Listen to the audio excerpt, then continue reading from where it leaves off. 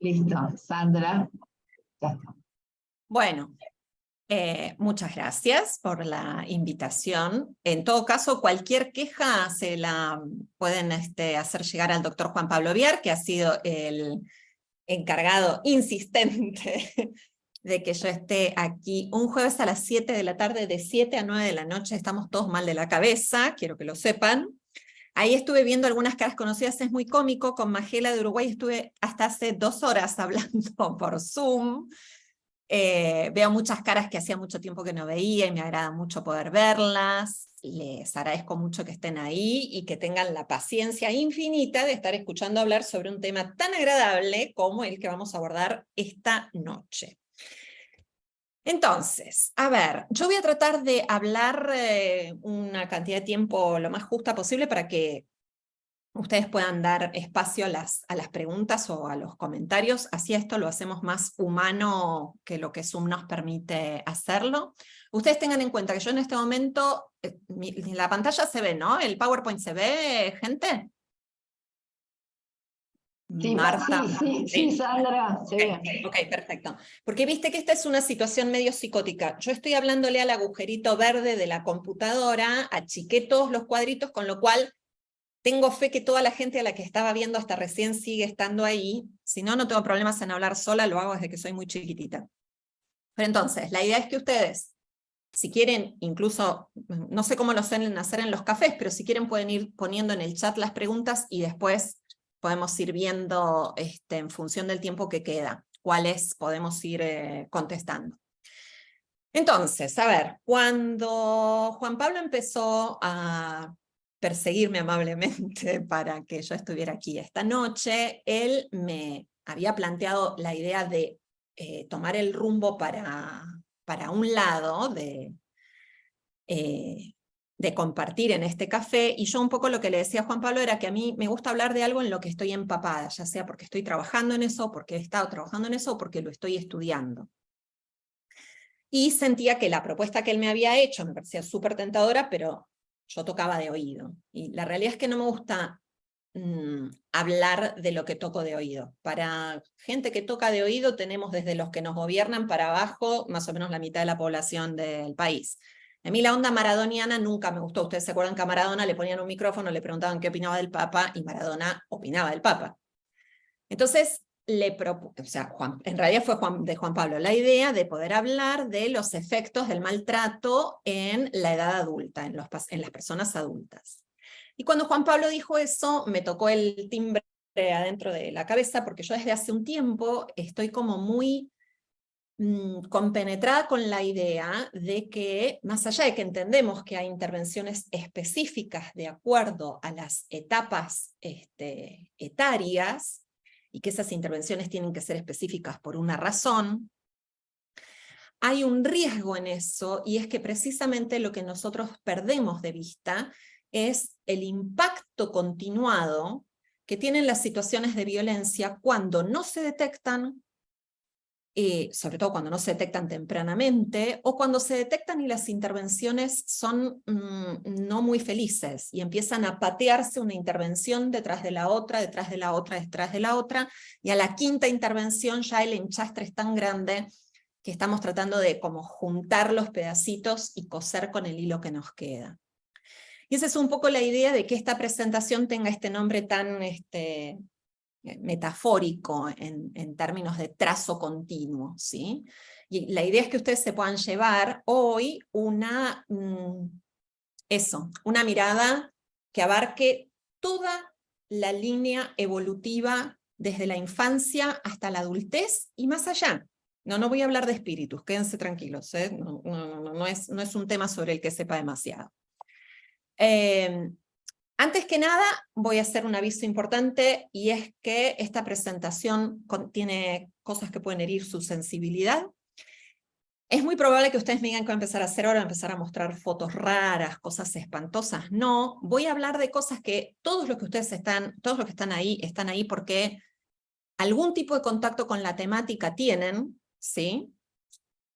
Hay gente que ya no es que tiene algún tipo de contacto con la temática, está embebida en la temática desde hace décadas, pero La realidad es que es probable que en algunos momentos les suene antipática. Y es porque yo no tengo la intención de ser condescendiente con nosotros. Este año cumplo 30 años como psicóloga y mi primer pie aterrizando en el campo del trabajo como psicóloga fue precisamente en el maltrato infantil. Yo empecé trabajando como psicóloga en el campo del maltrato infantil. Y si bien en 30 años hay un montón de cosas que cambiaron, y muchas cosas cambiaron para bien, hay muchas otras que no cambiaron nada. Y hay algunas incluso que no solamente no cambiaron, sino que pareciera ser como que despacito, despacito, despacito caminan hacia atrás como el cangrejo. Entonces, yo siempre digo que es muy fácil enojarse con las familias maltratadoras. No hay nada más simple que enojarse con quienes ejercen el maltrato o el abuso. Pero creo que a veces tenemos que ser bastante críticos con nosotros mismos. Yo no tengo no me interesa el corporativismo, entonces todos sabemos, de todas las profesiones que estamos representadas acá, todas nuestras profesiones tienen un muerto en el placar, y a nadie le gustaría tener ese muerto en el placar. A todos nos gustaría que nuestras profesiones estén representadas por lo mejor de lo mejor. Pero eso no sucede. Y la verdad es que a mí no me interesa ocultar a los muertos del placar, porque cuando ocultamos a los muertos del placar, los que quedan expuestos a la violencia son precisamente las personas de las que vamos a hablar esta noche. Y la otra cuestión que es importante tener en cuenta es que, precisamente por el tiempo en el que vamos a estar juntos y la pretensión de abarcar tanto así como la línea de vida de un ser humano, el contenido que vamos a ver acá es archi plus recontra hiper reducido. Es una muestra, ¿sí? Vieron como el dicho de las abuelas que para muestra basta un botón. Y es eso, es una muestra. Nosotros vivimos cada vez más en un mundo que tiende a la simplificación, ¿sí? A buscar información rápida. Y es muy tentador porque además hay mucha información, tenemos muy poco tiempo, tenemos la necesidad de vivir, que es absolutamente lógica, pero eso nos puede llevar entonces a no ser demasiado cuidadosos con nuestras intervenciones cuando nosotros nos manejamos con información reducida. Esto es en todo caso una invitación a que cualquier cosa de las que ustedes escuchen acá les genere cierta curiosidad para seguir investigando. Yo siempre digo, sobre todo a las nuevas generaciones, he visto por ahí caras de las nuevas generaciones, cosa que siempre me pone infinitamente feliz. Parezco ya casi como la tía abuela, más o menos. Y es que cuando yo empecé a trabajar en esto, en el año 1993, no teníamos la herramienta maravillosa de Internet, por lo menos no acá, no sé cuándo nació Internet al mundo, pero yo recuerdo perfectamente bien que la única alternativa que teníamos era, cuando yo empecé a trabajar en el programa de maltrato infantil, un bibliorato que estaba lleno de fotocopias que había que leer y casi aprenderse de memoria. Y no había mucho más que eso. Y pasaron unos años antes de que pudiéramos escribir en una pantallita una cosa y hacer un clic y que apareciera un montón de información. Hoy ese recurso está a mano de todo el mundo, con lo cual, si hay una cosa que no tenemos es excusa para no tomar conocimiento con la información más actualizada. Así que esto es una invitación a eso, a que cada cosa que ustedes escuchen y les genere cierta curiosidad, que los empuje a seguir averiguando más. ¿Alguien alguna vez debe haber escuchado la palabra mantra? ¿Alguien alguna vez debe haber practicado mantras? ¿No? Ese momento en el cual uno quisiera revolear lo que está haciendo por la ventana y entonces recuerda que tiene que respirar, cerrar los ojos y hacer Om. Los mantras tienen una finalidad, ¿sí? Acompañan, son palabras que tienen un significado y que se repiten una y otra vez porque en la práctica meditativa tienen una finalidad. Y es una finalidad que busca la resonancia, ¿sí?, entre el cuerpo, el alma, la práctica, la concentración, la atención y el significado que tiene esa palabra. Yo le pedí prestado, sin que se enteren, a las prácticas contemplativas la palabra mantra y la uní a la idea de frases mantras. Yo últimamente hago algo que es sugerirle a la gente que tenga siempre a mano un lindo cuadernito. Yo ya sé que las nuevas generaciones teclean absolutamente todo con sus 2 pulgares en todos sus dispositivos, pero las neurociencias dicen que escribir a mano sigue teniendo beneficios importantes para el cerebro, cosa que los 2 pulgares no sería exactamente lo mismo. Entonces, en ese cuadernito, con una virome del color que más les guste, uno se va anotando una serie de frases que va escuchando en un congreso, en una presentación de un colega, frases que va leyendo en libros, en artículos, porque son frases que si nosotros nos las repetimos y nos las repetimos y las recordamos una y otra y otra y otra vez, van a empezar a encarnarse en nosotros. Y cuando se encarnan en nosotros, esas frases empiezan a guiar nuestras prácticas. Ya no es solamente algo que estoy repitiendo como conocimiento cognitivo, es un mantra. Y acá les voy a presentar una de mis preferidas y que tiene, obviamente, toda la razón de ser en esta presentación. El maltrato infantil es la causa de psicopatología más importante que se puede prevenir. Esto no es un eslogan televisivo, no es una publicidad, esta es una frase que figura en un paper escrito por este señor que ustedes ven acá, que se llama Martin Teicher, junto con una colaboradora de su equipo en la Universidad Harvard. Martin Teicher es una persona que yo creo que debe llevar bastante más que 10 años, probablemente más cerca de 20 años que de 10 años, haciendo investigación en la Universidad de Harvard acerca de qué manera impacta cada tipo de maltrato infantil en el desarrollo cerebral de niños y niñas, dependiendo de la edad. Esto en base a que la estructura cerebral tiene periodos críticos y sensibles en su desarrollo que abarcan desde la primera infancia y hasta la adolescencia. Y en cada uno de esos periodos hay distintas estructuras cerebrales que están bajo podríamos decir, como bajo el imperio de la reestructuración. En consecuencia, las experiencias a las cuales nosotros estamos expuestos en esos periodos tienen efectos suficientemente fuertes como para moldear el desarrollo de esa estructura cerebral. Entonces, al día de hoy, contamos con la sofisticación de tener información científica empíricamente comprobada acerca de la manera en la cual cada forma de maltrato afecta el desarrollo cerebral dependiendo del momento de la vida en el cual ese maltrato esté ocurriendo. Ya no tenemos más que estar pensando en cómo afecta la autoestima, ¿no? O sea, los psicólogos sabemos que nuestra disciplina no goza de la mejor mirada. En parte nosotros tenemos bastante que ver en el asunto. Y lo que pasa muchas veces es que probablemente conceptos que nosotros hemos repetido durante un tiempo porque eran los conceptos que teníamos a mano, llegó un momento en que ya nadie los quería escuchar. Ahora bien, vieron que hay un dicho que dice que una imagen vale más que 1000 palabras. En un rato vamos a ver un par de imágenes que valen más que 1000 palabras. Y creo que cuando va a llegar un momento en el cual yo no lo voy a ver, yo ya voy a estar retirada al lado del mar escribiendo mis memorias, pero va a llegar un momento en el cual probablemente algunas de las herramientas que los psicólogos utilizamos para evaluar algunas cuestiones van a ser suplantadas por las imágenes que vamos a ver. Y entonces vamos a ver cuánto se nos puede discutir el efecto que tiene el maltrato en el desarrollo de las personas. ¿Por qué trazo continuo? Como yo decía recién, estamos acostumbrados a pensar en intervenciones en función de determinadas etapas cronológicas.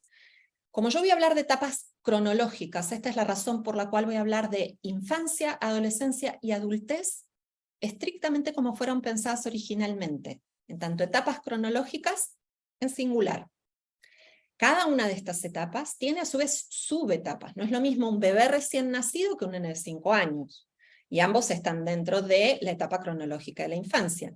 Y no es lo mismo un puber que un chico de 18 o 19 años, y ambos los podemos englobar dentro de lo que es la adolescencia. Y de la misma forma no es lo mismo un joven adulto que una persona de 65 años. No obstante, las diferencias que existen a nivel del desarrollo dentro de cada etapa van a ser muy distintas cuantitativa y cualitativamente. La cantidad de operaciones que ocurren a nivel del desarrollo durante la infancia son innumerables. Durante la adolescencia son muchas, pero van a ser menos, y durante la edad adulta van a ser todavía mucho menos. Y esta es una de las razones fundamentales por las cuales la infancia y la adolescencia, pero sobre todo la primera infancia, son momentos fundamentales, pilares del desarrollo humano. Pilares del desarrollo humano. Entonces, cuando nosotros estamos hablando de desarrollo humano, el desarrollo humano engloba todas estas etapas cronológicas. Y hablamos de trazo continuo porque vamos a hablar de la infancia, de la violencia que empieza siendo generada en la infancia, y lo que vamos a tratar de ir recorriendo es, vamos a ver qué es lo que pasa cuando no es detectada a tiempo. Y vamos a ver en qué se va convirtiendo a medida que va pasando, a medida que la pelota va siendo pateada para adelante. Entonces, en este sentido, lo que yo voy a tratar de compartir con ustedes hoy tiene que ver precisamente con algunos hallazgos acerca de cómo la violencia que empieza en la primera infancia afecta no solamente la infancia, sino que también afecta a la adolescencia, afecta a la edad adulta y afecta a las generaciones venideras. Estamos en un momento en el cual determinadas cuestiones empiezan a hacerse ver, empiezan a tomar un poco más de cuerpo, un poco más de presencia en el discurso. Y entonces es el momento en el cual al mundo lo empezamos a ver o a tratar de entender desde determinadas perspectivas. Yo hoy voy a hablar de una perspectiva, pero voy a hablar de una perspectiva que tiene poca prensa, lo cual es bastante paradójico, porque tiene poca prensa porque no ha sido puesta, no ha sido conceptualizada de esta manera, pero en realidad la información que le da cuerpo a esta perspectiva está por todos lados, desde hace bastante tiempo. Pero no tiene lobby. No genera demasiada pasión, a menos que pasen cosas de esas que nos sacuden. Y que lamentablemente las cosas graves nos sacuden cada vez durante menos tiempo, porque al rato pasa otra cosa grave. La perspectiva de la cual yo voy a hablar hoy y los voy a invitar a recorrer hoy es lo que a mí me gusta denominar la perspectiva del desarrollo. Para poder entender de una manera bien rápida y bien resumida, pero bien gráfica, ¿a qué me refiero cuando estoy hablando de la perspectiva del desarrollo? ¿Y en qué es diferente a hablar de los efectos del maltrato en cada una de las etapas cronológicas que mencioné antes? Y entonces van a entender por qué cuando Juan Pablo me dijo que hablara de los efectos del maltrato infantil en la edad adulta, yo que soy una rebelde de nacimiento, desde antes del nacimiento, dije, no me voy a quedar solamente ahí, lo voy a agarrar desde el principio y lo voy a llevar hasta el final. Para que entonces este concepto, esta idea quede más o menos claro, yo voy a presentar esta situación, ¿sí? Una situación como para generar un ejemplo. No es nada... No se pongan ahí a tomar nota de lo que van a escuchar ahora porque no es ninguna verdad revelada. Vamos a imaginarnos que esta persona que ustedes ven ahí se llama Raquel, y es una mujer que tiene 40 años y lo que sabemos de ella, lo más significativo que conocemos de ella desde nuestra mirada, que somos los que vamos por ahí buscando todo el tiempo si las personas tuvieron o no tuvieron situaciones de maltrato, porque ese es el objeto de nuestras intervenciones. Lo que sabemos es que Raquel tiene 40 años de vida y en su historia ha sufrido malos tratos físicos, sexuales y emocionales en el contexto de sus cuidados familiares desde que tenía 5 años hasta los 17. Cuando nosotros miramos esta situación desde una perspectiva cronológica y miramos a Raquel simplemente como una mujer adulta, entonces estadísticamente la torta nos da así. el maltrato ocupó el 30% aproximadamente de la vida de Raquel, 12 de sus 40 años. Esto muchas veces provoca, y de hecho esto es algo que muchas personas adultas que han vivido situaciones de malos tratos en su infancia relatan cuando llegan a un tratamiento psicoterapéutico. Esto hace que a veces haya terapeutas, por ejemplo, que desestimen este 30% de vida que Raquel estuvo expuesta al maltrato, porque prestemos atención a qué es lo que hay en el otro 70% de vida. Probablemente, en algunos casos, puede pasar que Raquel llegue a un terapeuta que ni siquiera preste atención a la posibilidad de que ella haya sido víctima de malos tratos físicos, sexuales y emocionales. Existe la probabilidad de que Raquel ni siquiera lo mencione. Y existe la probabilidad de que si ella no lo menciona, cualquiera sea la razón por la cual Raquel llega a esa terapia, el terapeuta o la terapeuta que la atienda, ni siquiera pregunte para poder pensar si en la etiología de lo que a Raquel le pasa hay algo de todo esto escondido detrás. Si lo miramos desde múltiples otras perspectivas, si nosotros nos paramos desde la mirada del mundo adulto, que se cree mucho pero en realidad está sobrevaluado, bueno, o sea, a lo mejor Raquel estudió una carrera universitaria, tiene un buen trabajo, tiene una familia, su marido es bueno, sus hijos no se drogan, uno repitió grados en la escuela primaria, pero bueno, tiene apoyo psicopedagógico, o sea, más o menos funcional. Bueno, si es más o menos funcional, no importa si tiene ansiedad, si tiene depresión, si en un momento el nido vacío le pega fuerte, porque Raquel tiene un montón de otras cosas que ella logró en su vida adulta, que hacen que ese 30% de vida que ella tuvo cuando era chiquitita no sea tan relevante. Ahora bien, voy a dar vuelta a la ecuación y voy a mirar a Raquel desde la perspectiva del desarrollo. Y para mirarla desde la perspectiva del desarrollo, si bien el desarrollo, en términos de lo que es el desarrollo cerebral y del sistema nervioso, hoy se entiende que la corteza prefrontal, que es la parte más brillante y más maravillosa de todas nuestras vidas, que hace que hoy estemos aquí escuchando todo esto, termina de formarse linda, bonita, brillante y con purpurina alrededor de los 25 años, ¿sí? No obstante lo cual, yo voy a tomar específicamente un tiempo de todo ese desarrollo, que no solamente es el tiempo más complejito, es el tiempo en el cual las cosas más importantes a nivel del desarrollo de las estructuras cerebrales puede suceder, que es en la infancia y en la adolescencia entre los 0 y los 18 años, sino que adrede voy a tomar el periodo de tiempo en el cual un ser humano está legalmente protegido por el mundo adulto. La cantidad de tiempo que el ser humano está cuidado, protegido, entre comillas, de los 0 a los 18 años. Entonces, si miro la vida de Raquel y pienso que ella entre los 5 y los 17 años vivió situaciones de malos tratos de múltiples tipos, la realidad es que Raquel ha tenido un desarrollo en el cual el 70% del tiempo más importante de su desarrollo como ser humano estuvo expuesto a la violencia. La ecuación cambia.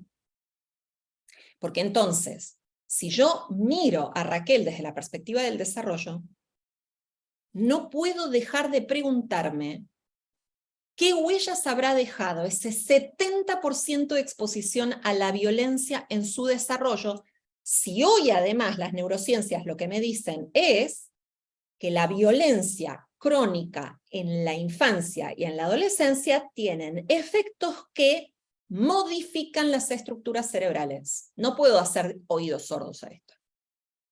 La otra perspectiva, la perspectiva cronológica, la del tiempo de vida, me queda chica, no me alcanza. Y como no me alcanza, lo que hace es que cualquier intervención que yo quiera tener con Raquel termine siendo poco efectiva. Porque no estoy viendo la proporción que me va a poder explicar de una manera más clara de qué manera afectó el maltrato a su vida, más allá de ser una anécdota histórica.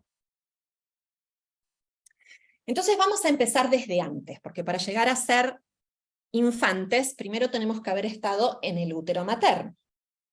Durante mucho tiempo no se prestó atención a cuáles podían ser las consecuencias de la violencia en el útero.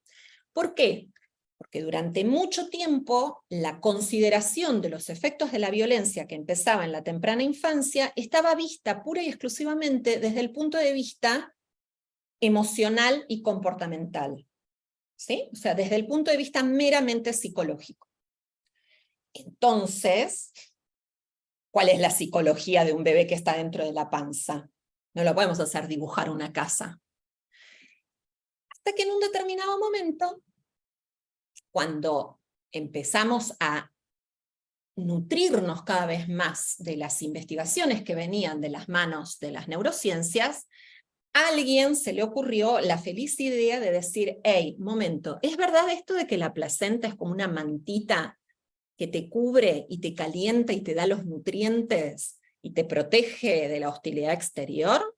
Y descubrieron que eso sería ideal que fuera así, pero que en realidad no era así. Entonces, vamos a ver algunas de las cosas que se saben acerca de los efectos de la violencia cuando un ser humano está en el útero materno. Se sabe que en general la exposición a la violencia persistente genera una mayor predisposición al desarrollo de trastorno por estrés postraumático, de trastorno depresivo mayor y de abuso de sustancias. Genera muchas más cosas que esta, genera de todo en una palabra. Pero las mujeres embarazadas que viven situaciones de violencia en el contexto de sus parejas tendrían una mayor tendencia al desarrollo de este tipo de trastornos. Con el agravante de que el abuso de sustancias, ya sea alcohol, tabaco o drogas, que muchas veces es parte de una estrategia desadaptativa de atenuar los efectos de estar viviendo en esa situación de violencia. El problema es que este abuso de sustancias puede incluso prolongarse al periodo de posparto. Dentro de todo esto, recuerden siempre que yo estoy haciendo el resumen del resumen del resumen del resumen del resumen, ¿sí? Lo cual cada una de estas cosas que ustedes ven podría abrirse en múltiples ventanas de Windows. Otra cosa que se sabe es que el abuso de alcohol durante el embarazo es un factor de riesgo para el desarrollo de lo que se conoce como síndrome de alcoholismo fetal o síndrome alcohólico fetal en el bebé. Este síndrome alcohólico fetal tiene 3 grandes manifestaciones globalmente. Es bastante más complejo que lo que ustedes ven acá, pero tiene 3 grandes manifestaciones. Un retraso en el crecimiento del bebé, tanto dentro como fuera del útero. Un dismorfismo facial, es decir, hay una serie de rasgos específicos, un achatamiento de la nariz, un afilamiento acá de la pera y de los pómulos. Y tiene además efectos en el neurodesarrollo a nivel del sistema nervioso central. Es decir, hay razones a nivel médico, orgánico y neurológico en las cuales vemos la afectación del abuso de alcohol durante el embarazo en el desarrollo de ese bebé. Hoy se empieza a hablar, desde hace un tiempo se empieza a hablar del espectro de cuadros asociados al alcoholismo fetal, donde el síndrome alcohólico fetal sería la expresión más severa. El punto es que parte de lo que se plantea es que, por un lado, el diagnóstico de un síndrome alcohólico fetal es complejo porque es un diagnóstico que requiere de la mirada pediátrica, neurológica y psicológica, sobre todo desde lo comportamental.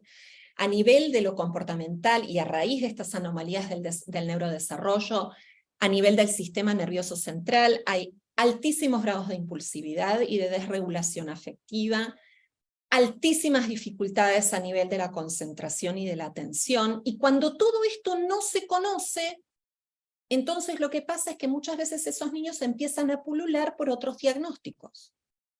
recibiendo entonces un tratamiento que no está orientado a lo que les está pasando específicamente, y ese tratamiento termina siendo o infructuoso o poco efectivo, poco eficaz. También se sabe que las mujeres que son víctimas de violencia por parte de sus parejas ven alterada la respuesta del eje HPA. ¿Qué será el eje HPA? Uno empieza a hacer como, ¿no?, las cosas así de las... Básicamente es un eje que está conformado por el hipotálamo, la glándula pituitaria y la glándula adrenal. Los tres juntitos tienen como objetivo el manejo, la administración de la respuesta del organismo frente al estrés, segregando lo que se conoce como las hormonas del estrés, el cortisol y la adrenalina. Las hormonas del estrés no son malas en sí mismas. Las hormonas del estrés son las que ponen a nuestro organismo en movimiento y en acción frente a una situación de estrés. Pero nosotros estamos desarrollados para que esto suceda excepcionalmente, cuando es necesario.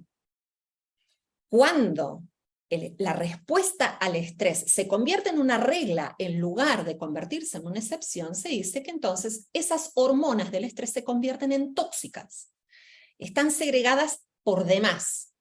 Y en esta segregación por demás se altera fisiológicamente esta respuesta. Y como ahora sabemos que la placenta no es un escudo protector, ese bebé adentro del útero verá también alterado el desarrollo de su propio eje hipotalámico pituitario adrenal. Es decir, dicho de manera más criolla, ese bebé va a nacer estresado igual que su mamá, a pesar de la placenta. ¿Cuál es el efecto que tiene el aumento, ¿sí?, sobrenatural de estas hormonas del estrés en un bebé que se supone que está en el mayor de los paraísos? Cuando está dentro del útero materno, se supone que debiera estar en el mejor estado del mundo. Y sin embargo, ya está absorbiendo la toxicidad del cortisol a raíz de la toxicidad del cortisol de su mamá. Entonces, esto lo que va a dar es no solamente el nacimiento de un bebé con un eje HPA alterado, sino además la posibilidad del desarrollo de una mayor impulsividad, un menor coeficiente intelectual, un menor rendimiento académico, llegando incluso a poder desarrollar un trastorno por déficit atencional con hiperactividad si es que la situación de violencia que la mamá sufrió durante el embarazo persiste hasta los 3 años de edad. Pero eso no es lo único. Las mujeres que han vivido situaciones de violencia en el contexto de sus relaciones de pareja,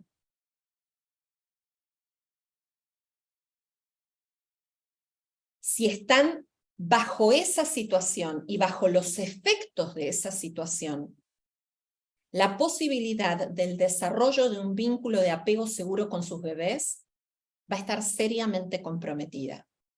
Para entenderlo de una manera simple, a mí me gusta sobre todo utilizar la simpleza. Para muchos de ustedes esto puede ser absolutamente básico, pero ustedes recuerden siempre que nosotros tenemos como interlocutores a personas que intervienen con estos niños y que probablemente de esto no sepan. Con lo cual, la enorme ventaja que tiene que nosotros simplifiquemos nuestras explicaciones es que el otro lo entienda de una manera tan clara que si no lo entendió es porque estaba dormido. Para que se entienda, el apego, ¿sí?, es como el sistema inmunológico emocional del ser humano. El apego seguro va a generar un sistema inmunológico emocional más fuerte, que va a estar mejor preparado, no solamente para enfrentar las adversidades, va a estar mejor preparado para la interacción con la vida, va a estar mejor preparado para el aprendizaje, va a estar mejor preparado para el desarrollo social, va a estar mejor preparado para el desarrollo emocional, va a estar mejor preparado para las relaciones, va a estar mejor preparado para la convivencia, va a estar mejor preparado para poder inhibir los impulsos y responder a las adversidades o a interacciones con un nivel elevado de afectividad de una manera más controlada, más civilizada, más pacífica, menos animal, menos salvaje. Eso es ni más ni menos lo que facilita el desarrollo de un vínculo de apego seguro. Pero si esta mamá está viviendo en una situación de violencia, las posibilidades de que esta mamá desarrolle un vínculo de apego seguro con su bebé van a estar muy probablemente limitadas. Las investigaciones muestran además que empieza a encontrarse una menor sintonía con las necesidades del bebé. Esta menor sintonía con las necesidades del bebé está vinculada también a una menor sensibilidad. La sensibilidad acá no tiene que ver con el concepto de sensibilidad que estamos acostumbrados a manejar, sino con la capacidad de registrar la necesidad de ese bebé y de responder adecuadamente de la manera más regulada, autorregulada posible. Esto va a conllevar muy probablemente un incremento de la negligencia en términos de responder a las necesidades de ese bebé, afectivas, pero también físicas, y probablemente a un aumento de las interacciones hostiles con ese bebé. Con lo cual, entonces, se van a generar las condiciones, además, para que aumente el riesgo de exposición a maltrato, ya sea por parte de esa misma mamá, ya sea por parte de la pareja de la mamá, si es el papá, por otras personas, de abuso sexual y de bullying en la escuela. Ahora bien, no se detectó, nadie se dio cuenta, nadie la vio, nadie la pescó, se minimizó, no se sabía qué estaba pasando. No está. Se la detecta cuando ese bebé ya creció un poquitito, ¿sí? Se la detecta en la infancia. ¿Cuáles son los efectos de la violencia y de la negligencia en ese bebé que ya creció y lo estamos detectando en la infancia? Esta es una imagen, la pueden encontrar en internet, es más, creo que esta imagen está repetida y repetida y repetida. Se la pueden imprimir si quieren, y cuando le tienen que... ¿Vieron al estilo de la estampita de, no sé, San Cayetano para pedirle por el trabajo el 7 de septiembre? Bueno, ustedes imagínense que esta es la estampita de los efectos de la negligencia. El que no entiende, le muestran la estampita, a ver si empieza a convertirse en un creyente. Esta es una fotografía que compara dos cerebros de niños de 3 años de edad. Uno criado en condiciones normales y el otro criado en condiciones de extrema negligencia. Estas condiciones de extrema negligencia son condiciones de negligencia, lo que en algunos textos aparece como negligencia ambiental, es decir, la máxima negligencia física y la máxima privación de contacto afectivo y sensorial en la que un bebé o un niño pequeño puede estar sumergido. Básicamente, así a grandes rasgos, lo que se ve es, voy a ver si lo puedo marcar acá, esta es la corteza, ¿sí? La corteza cerebral. Este nene la tiene más chiquita, mucho más chiquita, extremadamente más chiquita. Y su cerebro también es más chiquito. ¿Esto qué quiere decir? Esto quiere decir que esta criatura de acá tiene un cerebro desarrollado en mejores condiciones para su crecimiento a nivel social, emocional, cognitivo y conductual. A este le hipotecaron todo eso. Absolutamente. Vamos a ver la que sigue. Los voy a poner un poco en contexto de estas cosas que ustedes están viendo. Después de la caída del muro de Berlín, Europa Occidental empieza a tener Europa Occidental y Canadá, Estados Unidos, son países que empiezan a tener un incremento de adopciones internacionales de niños provenientes de los famosos países de lo que era Europa del Este. Y se empiezan a encontrar con una cantidad de problemas a nivel del desarrollo muy importantes, lo cual empieza a dar lugar a una serie de estudios y de investigaciones que se hicieron, sobre todo en Rumania, con niños que estaban institucionalizados en orfanatos. O sea, allá se llaman así, orfanatos. Lo que nosotros llamamos hogares, allá son orfanatos. Y los hallazgos fueron realmente muy escalofriantes. Lo que nosotros estamos viendo aquí, ¿sí?, es cuánto, este sería, digamos, en estos niños, ¿sí?, este era el tamaño de la circunferencia frontal occipital entre los 0 y el año, los 0 días y el año. La circunferencia frontal occipital normal está alrededor de este número. Cuando estos niños eran removidos tempranamente de los lugares en los cuales estaban siendo criados bajo esos efectos de negligencia, al año la recuperación de la circunferencia frontal occipital era esta. A los 2 años, si eran removidos a los 2 años, era esta. A los 3 era esta. Y a partir de los 4 años, la recuperación de la circunferencia frontal occipital no era muy significativa.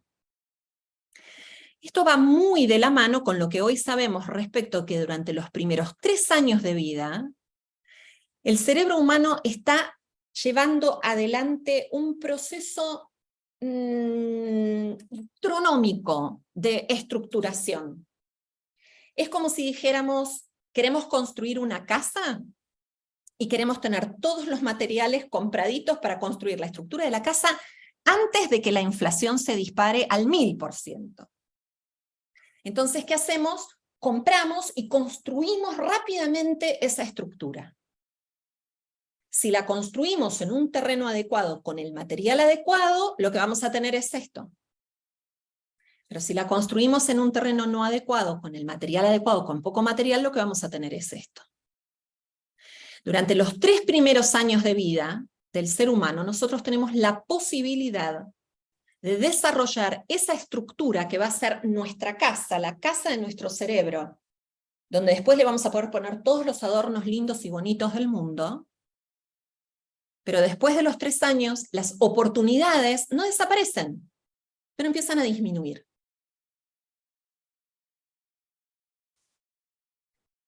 Entonces nos encontramos con que algo que uno podría decir, bueno, pero eso ya lo sabemos todos, no nos estás diciendo ninguna verdad revelada. No, pero a veces es importante ponerle datos a lo que ya se sabe. Por ejemplo, hay gente que se ha estado dedicando de manera sostenida a tratar de entender cómo un niño se puede desarrollar mejor o peor cuando ha vivido en condiciones hiperadversas y es removido de esas condiciones hiperadversas y ubicado en un contexto facilitador, en un contexto donde no haya ni negligencia, ni maltrato, ni ningún tipo de violencia. Este es uno de los hallazgos.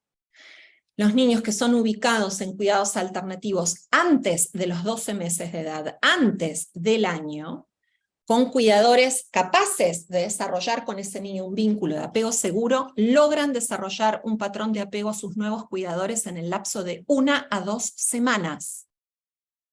Después de esa etapa, después del año de vida, empiezan a aparecer dificultades. No importa qué tan sólidos sean esos cuidadores, pero la capacidad de ese bebé de poder desarrollar un patrón de apego seguro, una vinculación segura, un aferrarse, agarrarse y poder seguir el desarrollo como corresponde, empieza a achicarse. No importa qué tan espectaculares sean esos cuidadores. Puede producir un poquitito como de cosita acá, porque cuando uno se pone a leer este tipo de literatura, en este tipo de literatura, cualquier adopción que ocurre después del año de edad se la reconoce como una adopción tardía. Imagínense los que son adoptados a los 10 años. ¿A esos cómo los llamaríamos? Vamos a hacer un concurso, ¿no?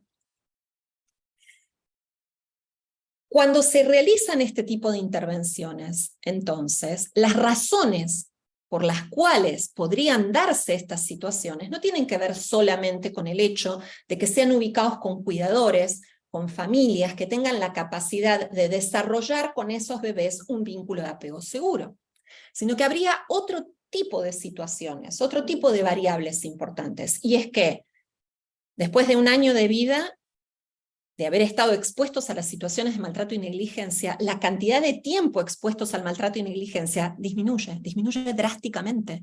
No están 1 año, 2 años, 3 años, 5 años, 6 años, 7 años. La posibilidad de que haya habido cambios reiterados de cuidadores, incluyendo pasó al hogar, del hogar volvió a la casa de la abuela, de la casa de la abuela fue a la casa de la madre, intentaron con la madre, fue a otro hogar, de ese hogar pasó a otro hogar, eso se reduce drásticamente. Y además, se entiende que el apego, el vínculo de apego, la ventana de desarrollo del vínculo de apego es dentro de los 2 primeros años de vida.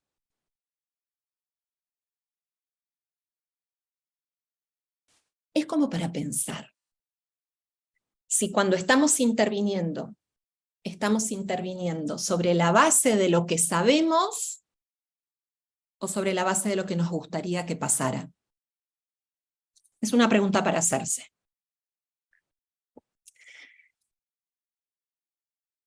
La realidad es que la infancia es la gran olvidada. No importa cuántas campañas haga UNICEF en el mundo, no importa cuántos pósters de niños de todas las razas empapelen todas las ciudades, no importa. La realidad es que la infancia ha sido siempre la gran olvidada, y en el campo de la salud mental, ¿qué les puedo decir? ¿No? Yo voy por ahí diciendo que, les digo sobre todo a mis colegas que trabajan con niños, que tenemos que cortarla con esta cuestión donde la gente nos mira y dice, ay, qué divina que sos que trabajás con chicos. Uno tiene que empezar a poner cara de malo y decir, no me estás entendiendo, yo no estoy trabajando con chicos, yo estoy trabajando con el futuro de la humanidad, con la garantía del desarrollo humano, ¿no? Y poner esta cara, así como de que, porque si no parece siempre como que fuéramos como subsidiarios de las maestras jardineras. Y esto no es así. La intervención, cuanto más temprana, más rápido detiene el daño, más rápido coloca a ese ser humano nuevamente en la vía del desarrollo al que tiene derecho. Es así, es simple y sencillo. No es, ay, me siento a jugar con plastilina un rato. No. Pero por suerte hay gente que es persistente, molesta, persistente, molesta, persistente, molesta, y es la gente que yo digo siempre que cuando se empiezan a evaluar los manuales de los cuadros psiquiátricos y síntomas y todo lo demás, ellos van, siempre tocan el timbre y dicen, tenemos un diagnóstico asociado al trauma. Yo siempre cuento que el diagnóstico de trastorno por estrés postraumático está hoy entre nosotros porque hubo gente que estuvo haciendo lobby para que ese diagnóstico fuera parte del conocimiento oficial en la salud mental. Uno puede decir, lobby se hace para otra cosa. Pues no. Lobby se hace para que entre un diagnóstico o no adentro de los manuales de clasificación diagnóstico oficiales. La cuestión es que esa misma gente que golpeó la puerta y dijo, tengo un diagnóstico, y enchufó por la claraboya el trastorno por estrés postraumático, un día fue y dijo, y ahora tengo otro, y es el trastorno por estrés postraumático complejo, y le dijeron, no molestes más, ya te aceptamos uno, cortémosla con la onda del trauma. La OMS, que no estaría pasando por un buen momento de fama después del tema del COVID, le vamos a dar un punto a favor porque incluyó en su manual de clasificación internacional de enfermedades al trastorno por estrés postraumático complejo. Un punto para la OMS, 0 para la Asociación Psiquiátrica Norteamericana, que todavía sigue diciendo que no se necesita tanto diagnóstico para el trauma. La cuestión es que esta misma gente, molesta y persistente como pocas, cuando se iba a hacer la 5ª edición del DSM, golpearon la puerta y dijeron, tenemos otro. Y este es el diagnóstico que les habíamos presentado antes, que era el diagnóstico para los adultos, el trastorno por estrés traumático complejo, pero adaptado a la infancia y la adolescencia. Los sacaron de una patada elegante y les dijeron, no molesten más porque no les vamos a abrir la puerta. Pero como el DSM-5 ya estaba bajo los efectos totales de la globalización, resulta ser que se podían mandar cartas, mails, pancartas y no sé cuántas cosas más a la Asociación Psiquiátrica Norteamericana para explicarles por qué a uno le parecía desde su práctica que ese diagnóstico que ellos estaban ofreciendo podía ser de utilidad. Con lo cual estos tuvieron que agarrar y decir, bueno, antes de que se nos venga la patota de los traumatólogos, no los traumatólogos los que te arreglan la pierna, sino los traumatólogos del trauma psicológico, está bien, mira, hace una cosa, le dijeron a esta gente, investiga, ponete a investigar un cachito, ponete a investigar un ratito a ver si este diagnóstico realmente existe, y si este diagnóstico realmente existe, nos traes las evidencias, y la próxima lo discutimos. Se lo sacaron de encima un rato. Lo que no entendían es que esta gente era gente molesta y persistente. Hay una anécdota muy interesante, y es que para hacer esta investigación, este grupete de gente, son unos norteamericanos que están siempre ahí, que no saben qué hacer con el dinero que tienen, entonces investigan. Parece ser que esta gente tenía que juntar dinero para hacer la investigación. El dinero que tenían, el presupuesto que tenían calculado para hacer la investigación relacionada con este trastorno, era de la suma de $360.000. Como todos sabemos, aquí hay más de uno que podría haberles dado $360.000 como un vuelto y no hubiera visto afectado su patrimonio. Sin embargo, esta gente tuvo que hacer campañas de recaudación de fondos para juntar $360.000. Como se ve, en el país de la Reserva Federal, la felicidad no es completa, porque no pueden ni siquiera encontrar a alguien que diga, te doy $360.000 para que investigues si este diagnóstico asociado al trauma que ocurre en la infancia y en la adolescencia es viable o no. No importa, que la gente es molesta y persistente. A este diagnóstico, a esta propuesta diagnóstica, cuya investigación va para adelante porque estos son persistentes como pocos, van a ir, le van a tocar el timbre, la van a presentar, y si estos no la aceptan, irán a buscar a alguien en Marte o en Saturno, pero que lo van a terminar enchufando en los manuales de clasificación diagnóstica, no me cabe duda. Y si llega a haber un piquete internacional, yo les voy a avisar porque vamos todos atrás a decir, si no ponen este diagnóstico en los manuales de clasificación internacional, van a tener problemas con todos nosotros. Somos gente buena hasta que nos ponemos malos. A este diagnóstico ellos lo llamaron trastorno traumático del desarrollo. Básicamente, el planteo de este diagnóstico es que la violencia que un niño o un adolescente vive en el contexto de sus cuidados parentales primarios tiene un impacto a nivel de la desregulación tan generalizado que afecta absolutamente todas las áreas de desarrollo y de funcionamiento de un niño o adolescente. El desarrollo afectivo, el desarrollo somático, el desarrollo atencional, el desarrollo conductual y el desarrollo relacional. Este es un trastorno en el cual el trauma afecta e impacta el desarrollo.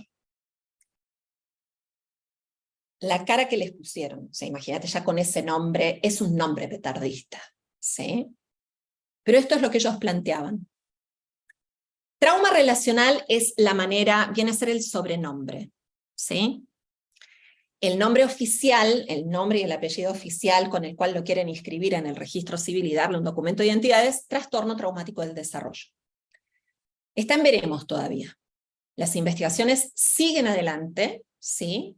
Están no sé ya en qué cantidad de centros. En Estados Unidos hay una coalición que se llama National Child Traumatic Stress Network, es algo así como la red nacional de centros de estrés traumático infantil, que está conformada por distintas organizaciones no gubernamentales y por hospitales pediátricos y centros específicos de atención a niñez y adolescencia.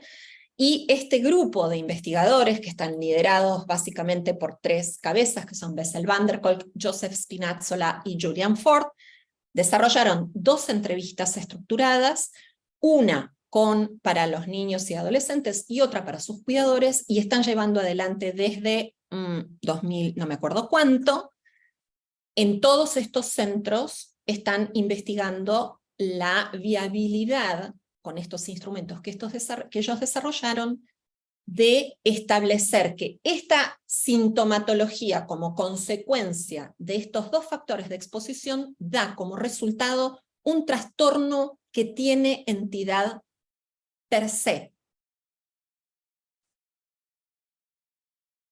Pero se nos escapó la liebre. A este bebé no lo registramos cuando estaba en el útero materno, no lo registramos cuando era recién nacido, no lo registramos en la infancia, o a lo mejor, quién sabe, se lo detectó, pero se intervino tibiamente a la espera del milagro de vaya Dios a saber qué cosa, y entonces se lo detecta a un paso de la edad adulta, a un paso de ese momento en el cual este bebé inútero llega a la adolescencia y en cualquier momento, con un pequeño empujón, a los 18 años y un día, el mundo adulto le dice: se terminó la protección. Ahora estás en las tuyas. Todo esto que vimos resumidamente en esta desregulación generalizada, que sería el efecto de la conjunción de ser expuesto a situaciones de violencia en el contexto de los cuidados parentales familiares primarios, en la adolescencia persiste, no cambia, no se modifica, solo que se agrega a esta algunas manifestaciones problemáticas que son lo que a mí me gusta decir: lo que los chicos hacen ruido es como si los adolescentes estuvieran tocando bocina a todo lo que da. A nivel de la desregulación afectiva, lo que vamos a encontrar mayoritariamente en los adolescentes, además de todo lo que podríamos haber encontrado si los hubiéramos pescado en la infancia, es un aumento de la ideación suicida, un aumento de intentos suicidas, con la consecuente posibilidad de hospitalizaciones e intervenciones farmacológicas por desregulación grave. Las hospitalizaciones, muchas veces lamentablemente, derivan en diagnósticos completamente errados, que tienen 0 intervención basada en la historia de trauma. Y, obviamente, cuadros depresivos. A nivel de lo conductual, además de todo lo que se podría haber encontrado si lo hubiéramos detectado más tempranamente, la escalada de esta desregulación en la adolescencia nos va a llevar a encontrarnos con un incremento de las conductas autolesivas, abuso de sustancias, el desarrollo o la presencia de conductas externalizadoras, sobre todo de robo, vandalismo, conductas sexuales problemáticas. Muchas de estas conductas ya estaban presentes o estaban empezando a presentarse en la infancia. Conductas de riesgo sexual, promiscuidad, entrar en chats sexuales con personas adultas y entrar en situaciones de intercambio de fotografías, de intercambio de videos sexuales y deserción escolar. Y a nivel de lo relacional, además de todo lo que se puede haber encontrado previamente, si hubiéramos detectado a esta criatura en la infancia, La escalada de esta desregulación a nivel relacional en la adolescencia puede llevar al desarrollo de relaciones de noviazgos violentos, ya sea que el chico ejerza violencia sobre su pareja o que la chica reciba violencia de su pareja, embarazo adolescente, abandono del núcleo familiar, sobre todo para chicos que fueron adoptados extremadamente tarde, o bien escaparse de los hogares, y en el más triste de los casos no lo hacen ellos, lo hace la realidad cuando cumplen 18 años y ya no hay lugar para ellos, y tienen que salir de esos lugares. Y conflictos con la ley a raíz de las conductas problemáticas presentadas. Y llegamos a la adultez. ¿Sí? Entonces, a ese bebé en el útero no lo vio nadie, ¿sí? Lo veían en la ecografía y nada más. Nació y no lo vieron. Siguió creciendo y no lo vieron. Y entonces llega a la edad adulta. Ya lleva un tiempito. Y probablemente haya llegado a la edad adulta y existen por lo menos dos probabilidades. Una es que la violencia se haya detenido tempranamente, por ejemplo, que se haya detenido la violencia cuando tenía 10 años, lo desvinculan de su familia, va a una institución, nadie lo quiere adoptar. Tuvo solo 10 años violencia, che. ¿Cuál es el problema? Menos mal que el Estado tiene lugares a donde los chicos pueden ir y estar un tiempo cuidados. Y así llega la adultez. La otra probabilidad es que la violencia nunca se haya detenido. Esa es otra posibilidad.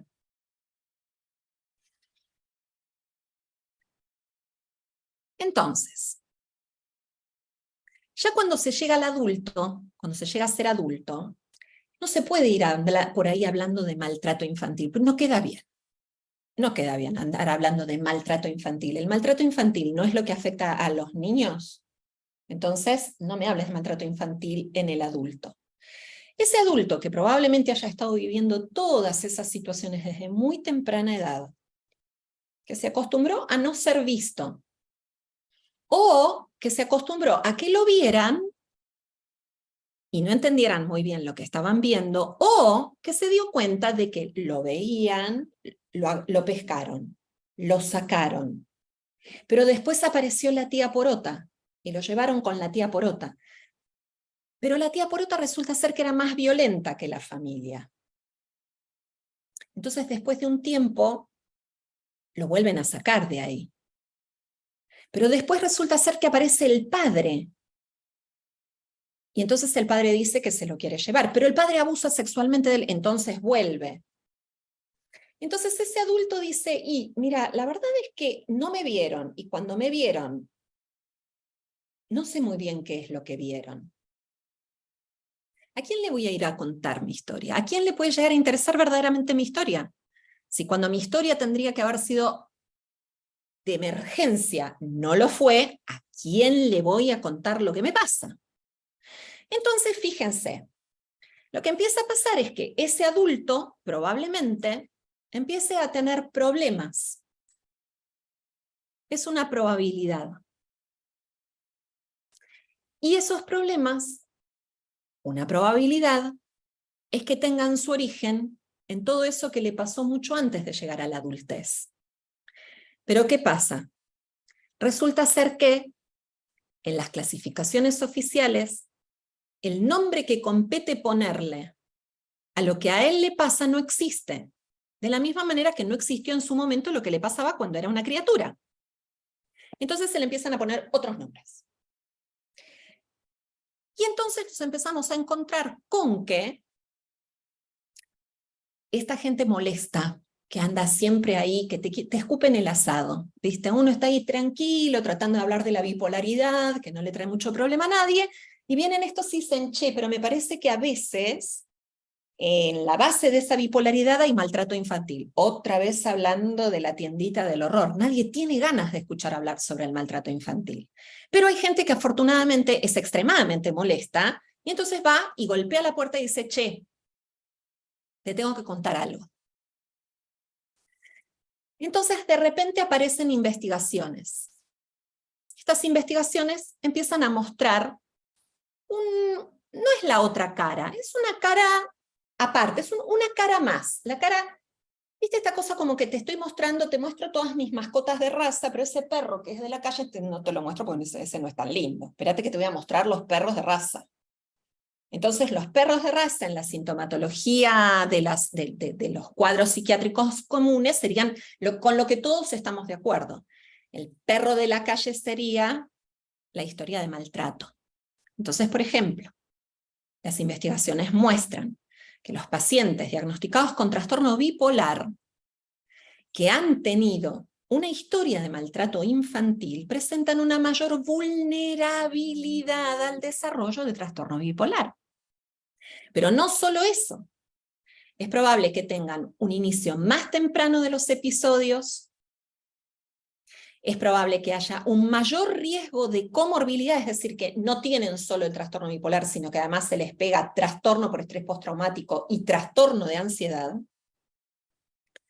Hay mayor probabilidad de que tengan una mayor cantidad de hospitalizaciones e intentos de suicidio.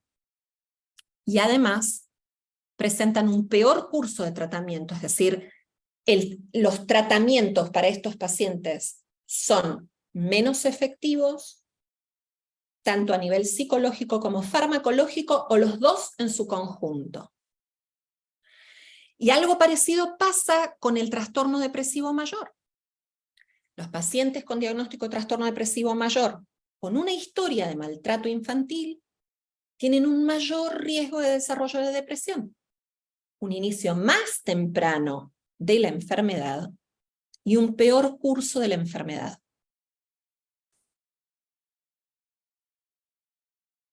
Caramba, mirá todo lo que le hubiéramos ahorrado de sufrimiento a este adulto si lo hubiéramos pescado a tiempo. Y después tenemos a la gran joya de la salud mental, que es el trastorno límite de personalidad. Con el trastorno límite de personalidad se han hecho muchas más investigaciones, es como que genera un poco más de atracción.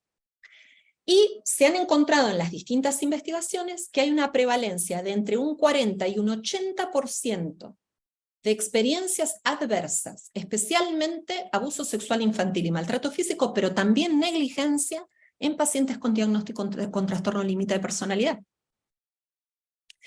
Las investigaciones muestran también que los pacientes que tienen trastorno límite de personalidad y además trastorno por estrés postraumático y en su historia tienen experiencias adversas, tienden a tener menor probabilidad de que el trastorno por estrés postraumático remita, desaparezca. Che, qué buena vida les estamos garantizando a estos adultos, ¿eh? Y uno de los factores asociados al peor resultado del tratamiento en este tipo de pacientes, ¿sí? Trastorno límite de personalidad, más trastorno por estrés postraumático, con experiencias adversas en la infancia, es la brutalidad parental, más conocida por todos nosotros como maltrato. Esto es una muestra, esto es un botoncito. Imagínense todo lo que no estamos viendo, todo lo que no sabemos. Podríamos estar horas hablando de esto. Estos dos capos, Benedetto Farina y Giovanni Liotti, que desafortunadamente ya no está más entre nosotros,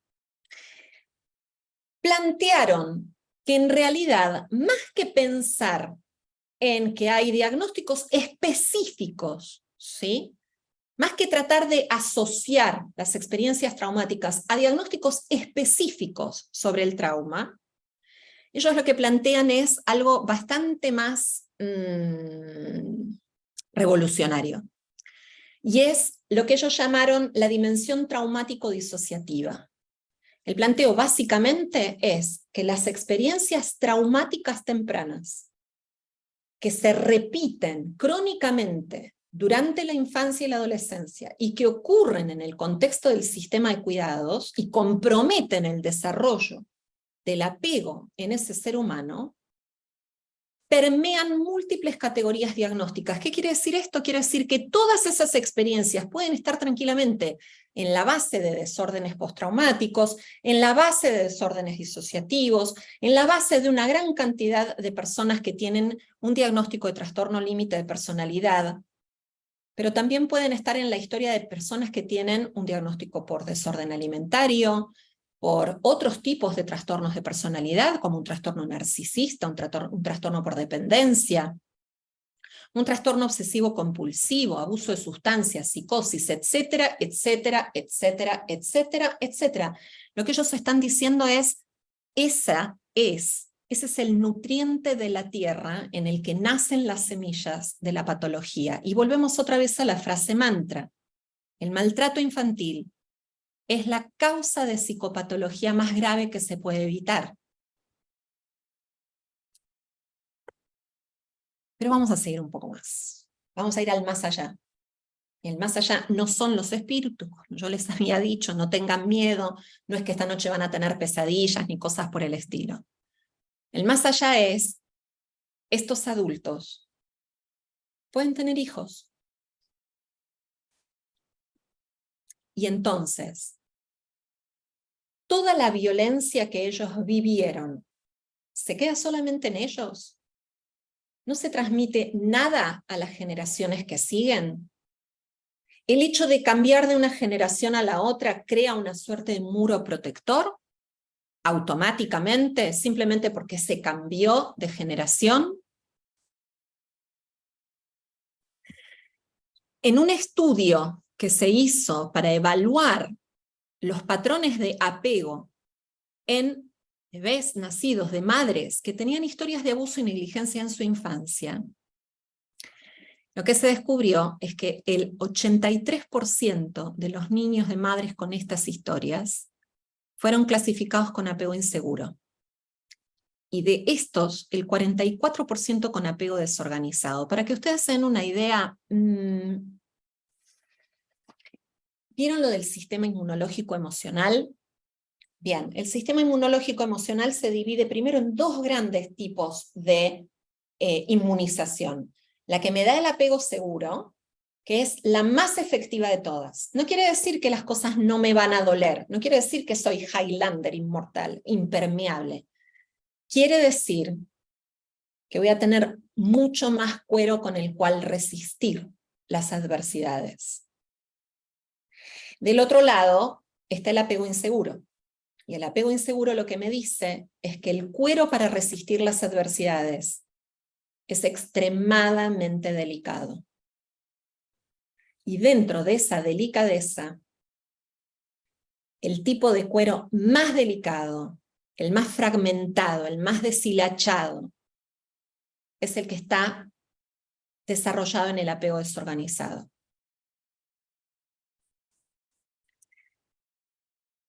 La concordancia entre el estilo de apego desarrollado por esa mamá y el estilo de apego desarrollado por ese bebé fueron tan altamente coincidentes que se concluyó en que existe la posibilidad de que haya una transmisión intergeneracional del patrón de apego de madres con historia de abuso y negligencia a niños que todavía no la tienen. Y como habíamos visto previamente, además, si una mamá con una situación de violencia en su pareja tiene comprometida su capacidad de sintonizar y de responder adecuadamente a las necesidades de su bebé, una mamá que no está en una pareja violenta, pero que tiene estas historias que no fueron ni detectadas ni tratadas, o que fueron detectadas y que no fueron tratadas, se convierte en un factor de riesgo para la salud mental de su bebé. Y está en condiciones también de desarrollar patrones de maltrato con ese bebé.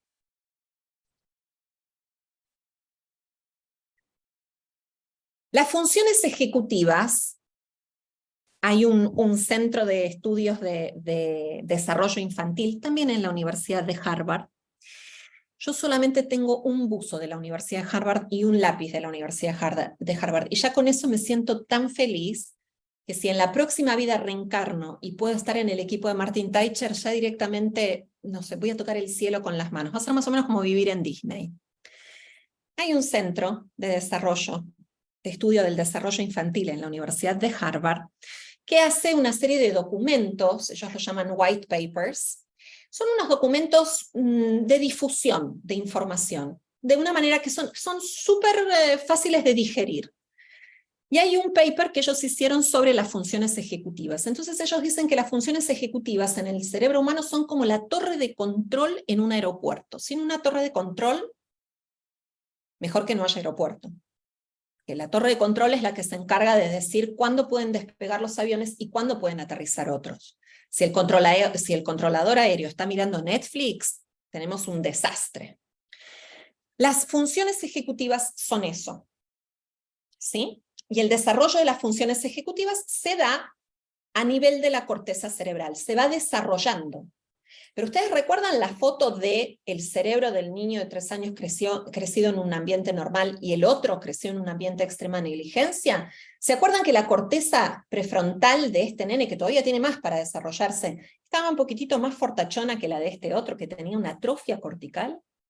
Eso quiere decir que la corteza cerebral de este nene está en peores condiciones para un adecuado desarrollo de sus funciones ejecutivas. Es decir, su torre de control va a funcionar menos y va a funcionar menos efectivamente. Esto va a provocar entonces que si no lo detectamos a tiempo y no le damos la oportunidad de que esa corteza cerebral se siga desarrollando adecuadamente, entonces su capacidad de prestar atención, su capacidad de controlar y de inhibir los impulsos y de dirigir su conducta a determinados objetivos, su capacidad de planificar, de anticipar, de tomar distancia, de observar todo el mapa, de dirigir sus acciones de la manera más adecuada posible, va a estar altamente limitada. Altamente limitada. Entonces, en un estudio del 2018 se hizo un estudio de las funciones ejecutivas en 133 progenitores, padres y madres. Y a raíz de este estudio se descubrió que problemas con las funciones ejecutivas en estos progenitores estaban relacionados con dificultades de regulación emocional, y que esto a su vez se relacionó con un mayor riesgo de abuso físico.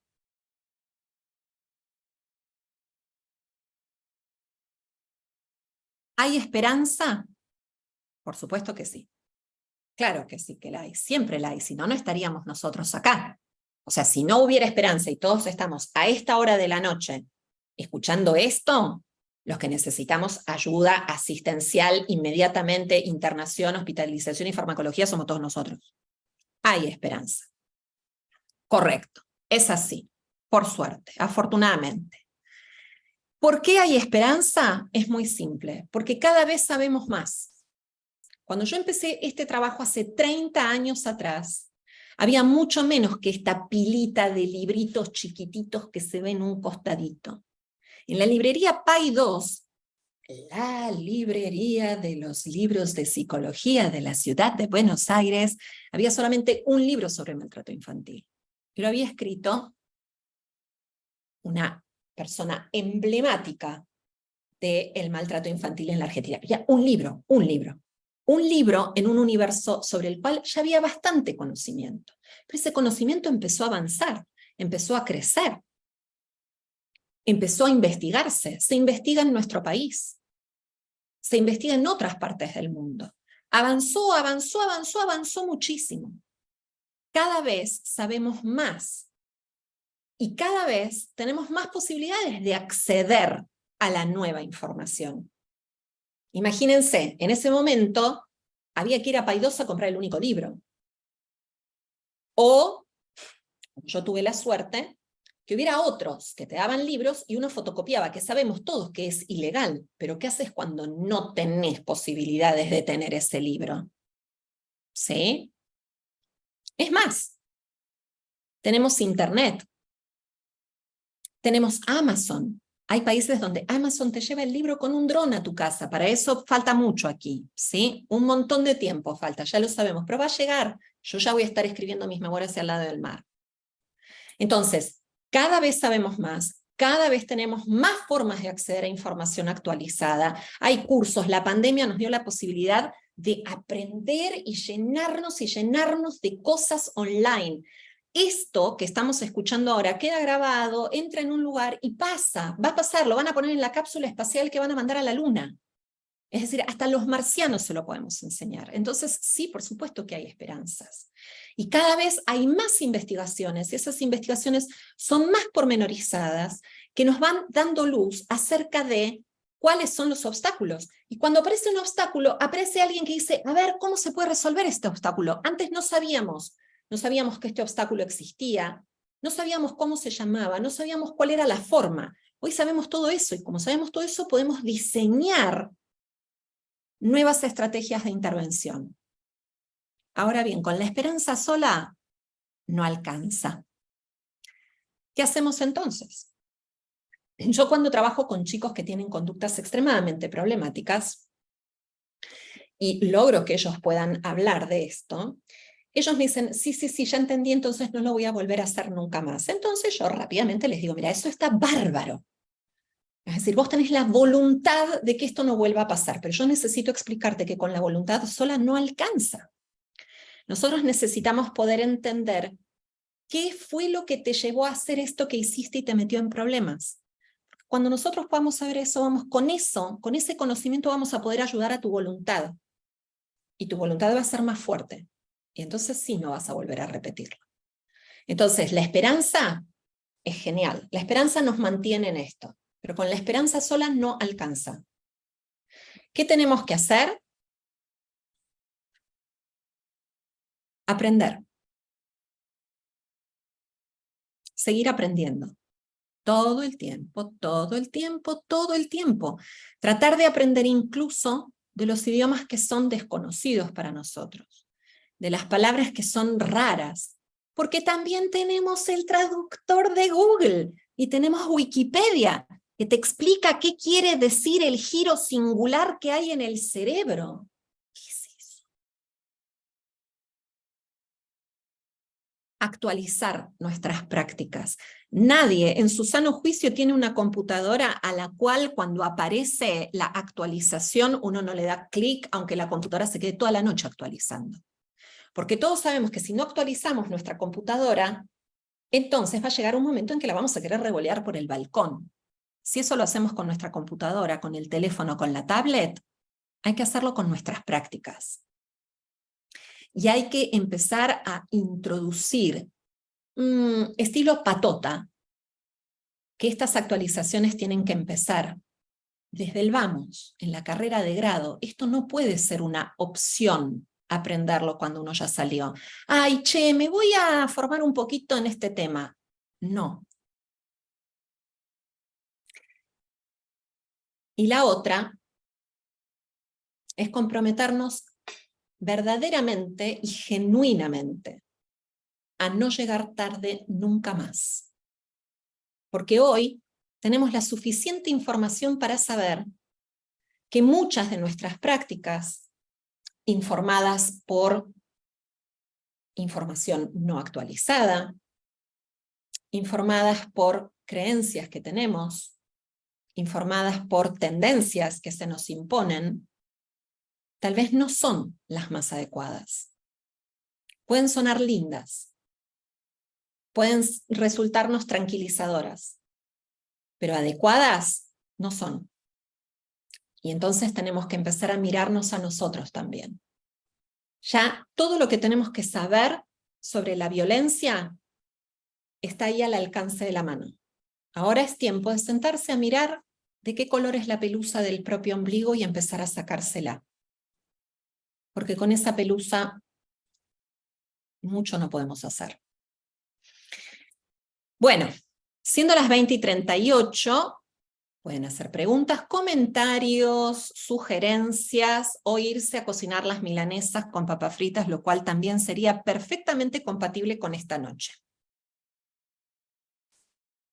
Y yo mientras tanto tomo agua pues estoy deshidratada.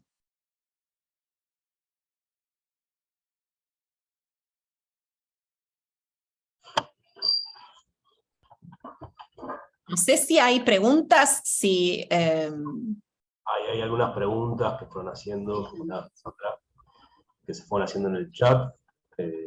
Bueno, antes que nada te agradecemos una vez más por tu generosidad en compartir todos estos conocimientos y el modo en que lo vas articulando. Si te parece, voy leyendo las preguntas y vos vas respondiendo a ellas. Adelante. Tenemos una que efectuó Jorge Levín, dos en realidad. Una primera dice: ¿qué herramientas diagnósticas utilizan los psicólogos para el diagnóstico del síndrome alcohólico fetal? Dice, me refiero a escalas y además si solamente psicólogos son quienes están habilitados al diagnóstico, cuál es el rol de psicopedagogos, psicomotricistas, etc. Es una evaluación, perdón, ya está la pregunta, ¿la contesto, Mauro? Pero adelante, sí, sí. es una evaluación, diría yo que es la evaluación más compleja que existe porque es donde se requiere precisamente de la mayor cantidad de miradas posibles. Yo especialmente no me especializo en síndrome alcohólico fetal, donde trabajan mucho y muy bien con eso es en España. Sé que hay algunos médicos pediatras aquí que están bastante formados en ese sentido. Sé también que a veces es una evaluación que deja como, es un poco lo que pasa con el autismo y el espectro autista, ¿sí? Que es cuando vos entras en la conceptualización del espectro, hay cosas que decís, esto es del espectro, pero esto se me escapa un poco. Entonces, muchas veces lo que sucede con esas evaluaciones es como que no terminan siendo como completas y contundentes de una primera vez. Pero también, ¿qué es lo que pasa? O sea, vos necesitas de todas esas miradas, pero lo que necesitas es que todas esas miradas sepan qué es lo que están buscando. Y ahí yo no te sé decir exactamente cuánta gente hay hoy que tenga las herramientas apropiadas para hacer una evaluación desde todas esas disciplinas. Bien. Se tratará entonces de un abordaje interdisciplinario. Es el más, te diría que a nivel de evaluación es el más interdisciplinario de todos. Bien. No, Jorge Levín también aporta una segunda pregunta que dice, ¿qué hay de los desarrollos del doctor Ben-Shakar, en relación al diagnóstico de ansiedad por disrupción, por un lado, y por el otro lado, ¿dónde quedaría lo que la misma OMS sostiene, que es la potencialidad del trauma?